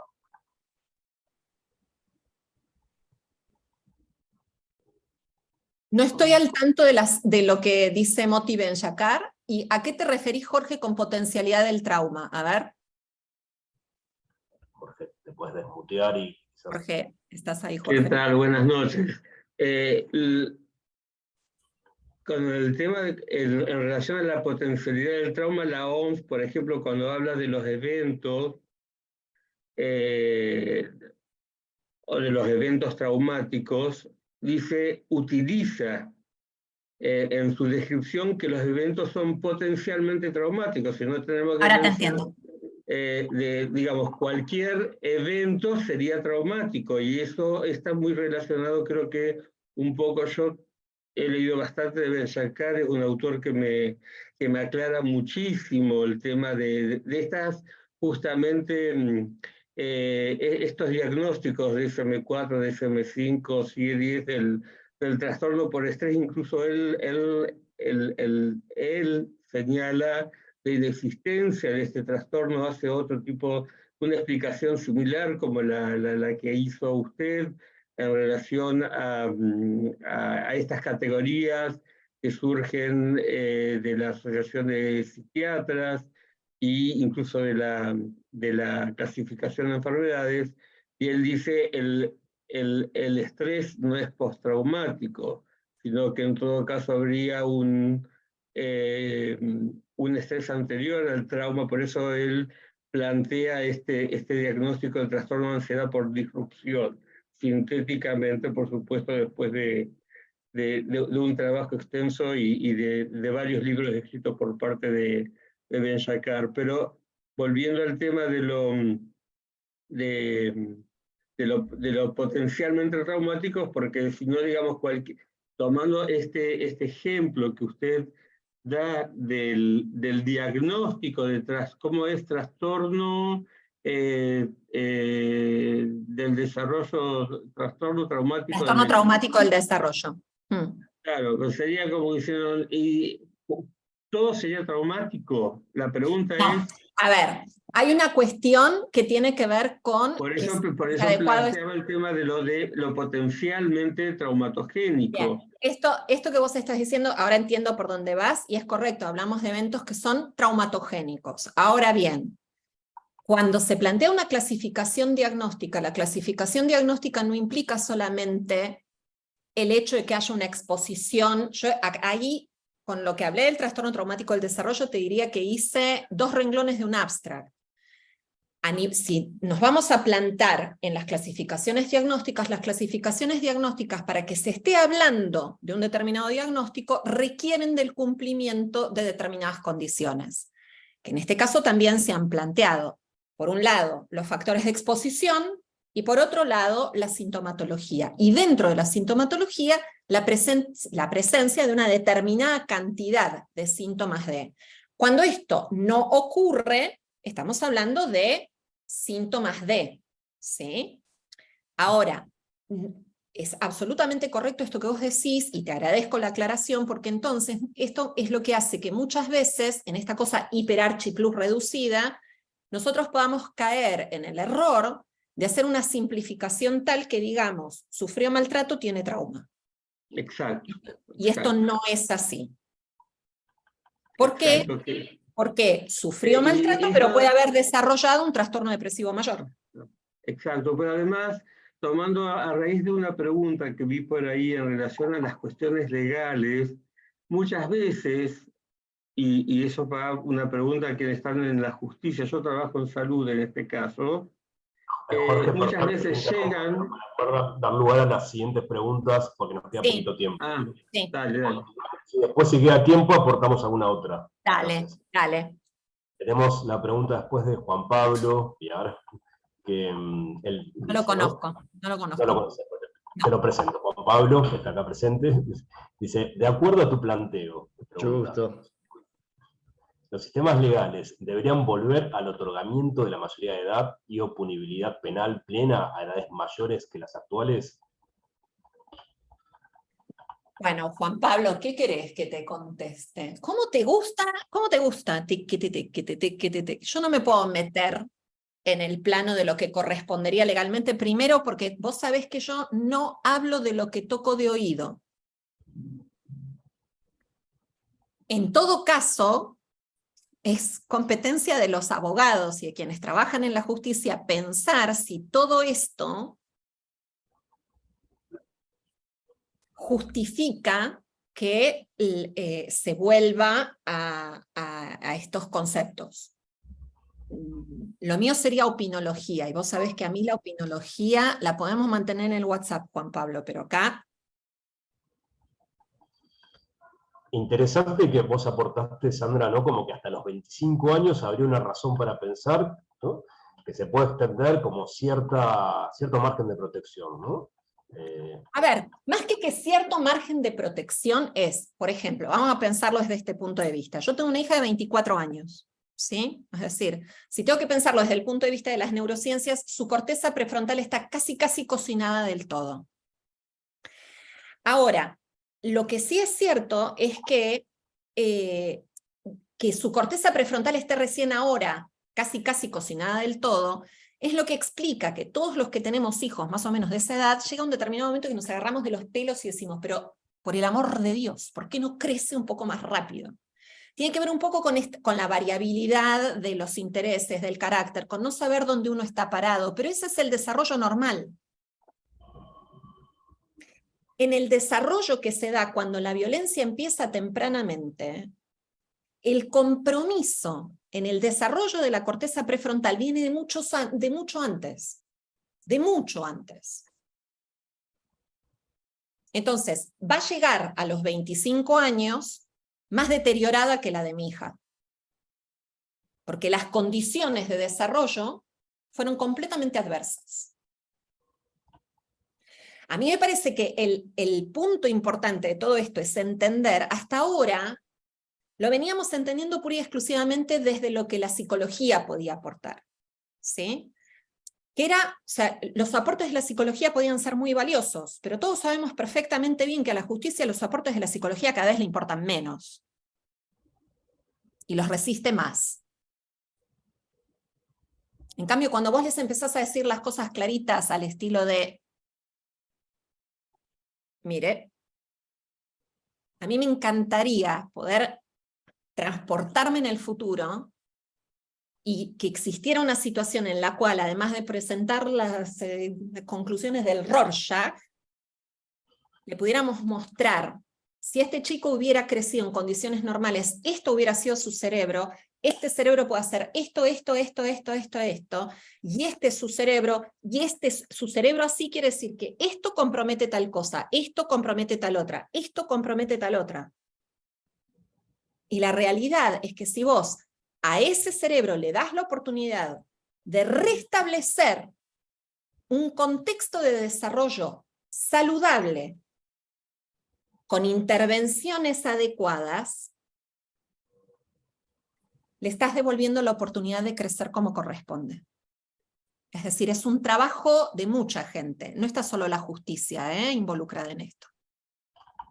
Es un trabajo de mucha gente. Es un trabajo de la medicina, de la educación, de la salud mental, de la justicia. Es un trabajo donde estamos todos con las patas adentro del barro. Pero tenemos que caminar todos en el mismo barro. Si no caminamos todos en el mismo barro, en algún lugar, esa persona se nos cae, se nos diluye. Muy interesante. Te leo una siguiente de María Laura Cialielia, que pregunta, ¿es la resiliencia un concepto que puede contrarrestar los efectos de maltrato infantil? Sí, absolutamente, pero es importante también que nosotros seamos capaces de identificar adecuadamente la resiliencia. Como todas las cosas, cuando nosotros sobrevolamos, ¿no? Un poco esto que decía Jorge antes, acerca de que cuidado, o sea, tratemos de ser lo más específicos posibles cuando nos referimos a algunas cuestiones, porque si no, en esta cosa de la simplificación y de tratar de ganar cada vez más tiempo, vamos a empezar a generalizar tantas cosas que nos vamos a quedar sin nada. Entonces, en algunas situaciones nosotros también tenemos que poder identificar si lo que estamos denominando como resiliencia ¿es resiliencia o es sobreadaptación? ¿Es resiliencia o es ausencia de sintomatología evidente y preocupante? Ojo, tenemos que tratar de entender, la resiliencia es un concepto global en el desarrollo de la persona. La resiliencia no es que sea capaz de terminar una carrera universitaria pero incapaz de sostener una relación de pareja. La resiliencia no es que sea capaz de tener un trabajo y de progresar y de tener relaciones sociales sumamente cordiales y adecuadas, pero sea una persona incapaz de conectar con sus propias emociones y con sus propias necesidades. Eso no es resiliencia. Ojo. Entonces, la resiliencia es algo que nos puede ayudar a salir de las adversidades, pero tenemos también que aprender a conceptualizarla bien.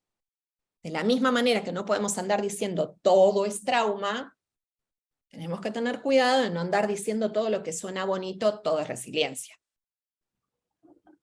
Yo muchas veces a mis colegas cuando les hablo del trauma complejo, les digo, a ver, vamos a entender una cosa. Se llama complejo por algo. Básicamente porque no se lo puede mirar de manera simple. Y no se puede intervenir de manera simple. Es lo que nos encantaría a todos, pero no funciona así. Y esto sería igual con cada concepto que nosotros estamos tratando de incluir en esta mirada de los efectos de la violencia a lo largo de la vida. No sé si te aclaré o te oscurecí, pero bueno, siempre existe la probabilidad de que oscurezca también. Súper amplia la respuesta, me parece que existen los aportes clínicos más que interesantes, Sandra. Hay un montón de agradecimientos, de saludos, incluso desde México, felicitaciones, gente que te conoce, que te recuerda de otras experiencias, muchas demostraciones de afecto también en el chat. Te leo una pregunta más, nos quedan apenas unos poquitos minutos, quizás con esta podemos ya, hay más, pero bueno, van a quedar en el chat como para que después vos las leas si querés, y Dale, doy la palabra dale. a Graciela como para que haga el cierre. María Florencia Carmona dice, teniendo en cuenta la esperanza, a la que vos aludías, ¿hay estudios sobre efectos de remisión de estos trastornos diagnósticos en adultos que hayan sufrido a través de terapia? Bueno, es una pregunta. A ver, dice, y si es así, ¿de qué terapias o dispositivos? Lo reitero, la pregunta sería, ¿hay estudios sobre efectos de remisión de estos trastornos y diagnósticos de adultos que hayan sufrido maltrato a través de estas terapias? Y pregunta, ¿qué terapias o qué dispositivos? Las terapias informadas por el trauma. Hay terapias. La realidad es que hay terapias. Las dos terapias que más se han estado evaluando empíricamente para el tratamiento del trauma son la terapia cognitivo-conductual focalizada en el trauma. De esa no te sé decir exactamente si hay formación específica acá en Argentina. Sí hay formación en terapia de exposición, que es una forma de terapia cognitivo-conductual. El modelo EMDR, de ese sí hay formación en la República Argentina, en toda Latinoamérica, en España, en todo el mundo de habla hispana hay formación en EMDR. Y después hay una serie de otras terapias, terapia sensoriomotora, la terapia, la experiencia somática. Las que han estado más estudiadas son las terapias, estas que yo te estoy mencionando, sí las hay, y eso es parte de la actualización de los programas de nuestra computadora mental que tenemos que incorporar. Y yo te puedo asegurar, habiendo sido una hija obligatoria del psicoanálisis freudiano-lacaniano en la Universidad de Buenos Aires, que trataron de infiltrármelo en la única neurona activa que tengo y nunca lo lograron porque nunca lo entendí, que cuando vos ves las cosas que podés hacer con las personas utilizando otro tipo de herramientas, eso también sirve para renovar la esperanza. Perfecto. No sé si nos queda tiempo para alguna más. Graciela, ¿te parece? Sí, una más puede entrar, dale, Mauro. Bueno, entonces me echo con una que había hecho yo.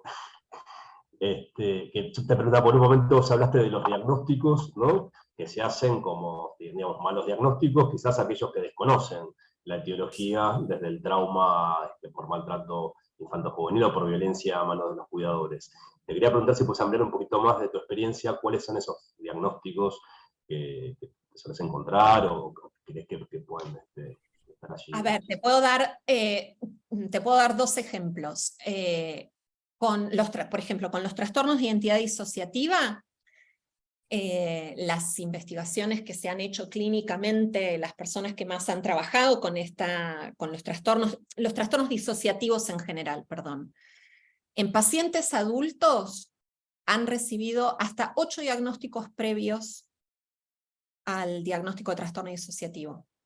Trastorno bipolar, trastorno por estrés postraumático simple, en el mejor de los casos, ese es como el que te arrima más el bochín. Trastorno depresivo, trastorno de personalidad inespecificado. Yo he tenido el caso más paradigmático que tuve, que muchas veces lo presento en cursos que doy, porque realmente era como para decir, no, en serio, ¿qué agrega con todo esto? Un chico que recibí, un chico de 12 años que recibí, y en la nota de derivación figuraban 11 diagnósticos. 11. Trastorno reactivo del apego, trastorno posicionista desafiante, trastorno de conducta, trastorno por déficit atencional con hiperactividad y no sé cuántas cosas más. Bien. Sí. Sí. tremendo.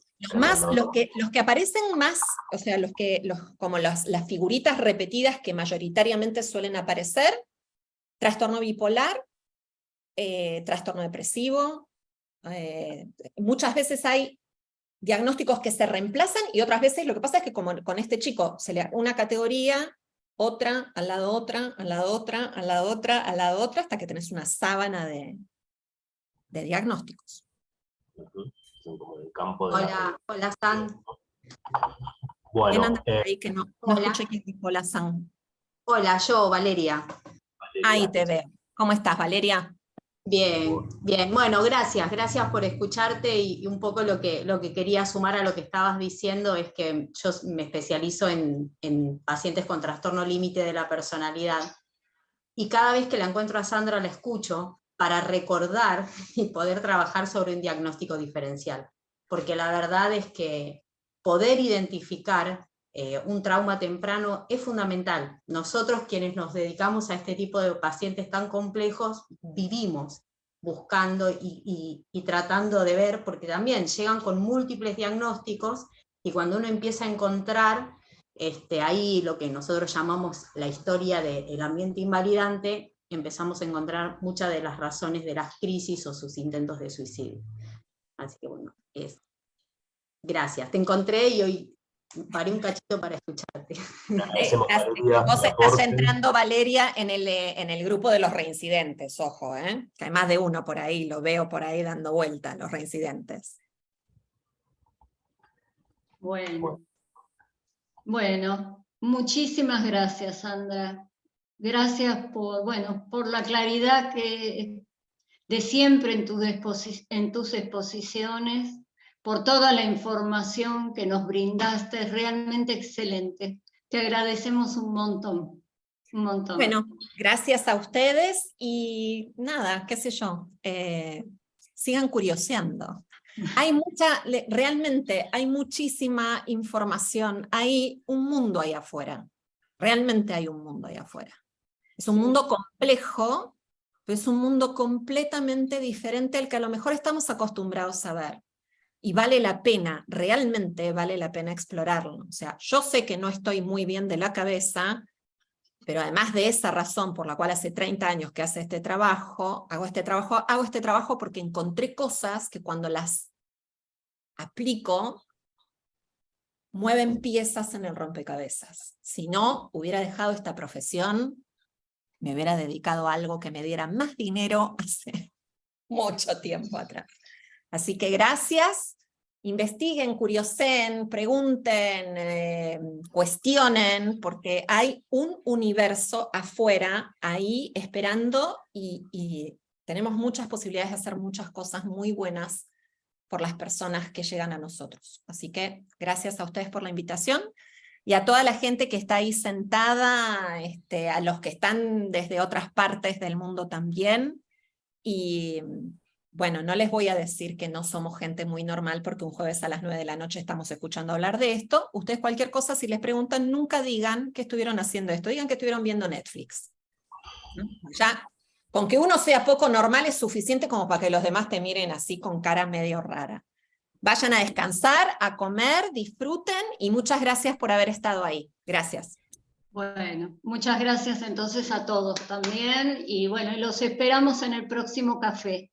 Ya les va a llegar la información del día, hora y el tema. Gracias a todos.